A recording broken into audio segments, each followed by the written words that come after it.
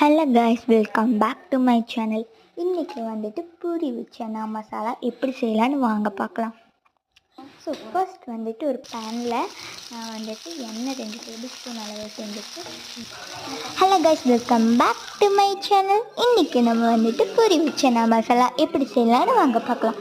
So first ஒரு பேனில் வந்துட்டு 2 டேபிள் ஸ்பூன் அளவுக்கு எண்ணெய் ஊற்றிட்டு பிரியாணி இலை, ஸ்டார் பூ, கடல் பிரியாணிக்கு நம்ம என்னென்ன போடுவோமோ அதெல்லாம் நம்ம அந்த பொருளெல்லாம் நல்லா போட்டு நல்லா வறுத்து விட்டதுக்கப்புறம் ஒரு பெரிய சைஸ் வெங்காயத்தை எடுத்து நான் நீளமாக வெட்டி பொன்னிறமாக வந்ததுக்கப்புறம் நாம் 4 ஜீரகம், அதுக்கப்புறம் பெரிய சைஸ் வெங்காயம் இதெல்லாம் சேர்த்து நல்லா பொன்னிறமாக வர அளவுக்கு வறுத்துடுங்க.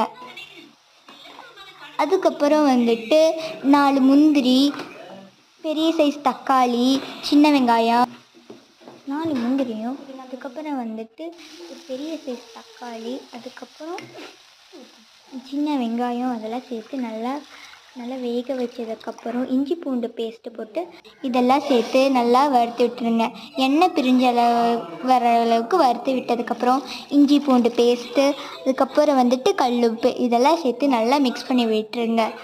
அதுக்கப்புறம் மஞ்சத்தூள் வதக்கிக்கோங்க. அதுக்கப்புறம் நம்ம தேவையான அளவு உப்பு சேர்த்துட்டு கரம் மசாலா, மஞ்சத்தூள், சிக்கன் மசாலா, காஷ்மீரி மிளகாத்தூள் இதெல்லாம் சேர்த்து நல்லா வதக்கி விட்டு சிக்கன் மசாலா, கரம் மசாலா, காஷ்மீரி மிளகாய்த்தூள் இதெல்லாம் சேர்த்து நல்லா வறுத்து விட்டுருங்க. ரொம்ப திக்காயிடும்.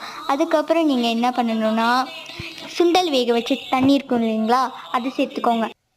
அது நல்லா திக்னஸ் வர அளவுக்கு நம்ம நல்லா வதக்கி விட்டதுக்கப்புறம்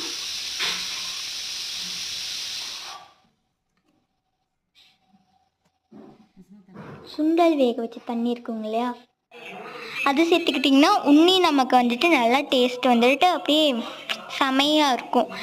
அதுதான் நான் சேர்த்துக்கிறேன். அதுக்கப்புறம் வந்துட்டு சுண்டலையும் அது கூடயே சேர்த்துக்கோங்க.